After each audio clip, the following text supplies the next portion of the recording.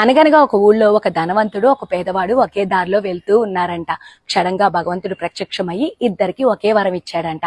ఈ దారిలో వెళ్తే బంగారం దొరుకుతుంది, ఈ దారిలో వెళ్తే ఆహారం దొరుకుతుంది అని. వెంటనే పేదవాడు ఆహారం దొరికే వైపు అడుగులు వేస్తూ ఉన్నాడు. అలాగే ధనవంతుడు కూడా బంగారం దొరికే వైపు అడుగులు వేస్తూ ఉన్నాడు. పేదవాడికి కడుపు నిండా ఆహారం దొరికి ఎంతో సంతోషంగా ముందుకు వెళ్ళిపోతూ ఉన్నాడు.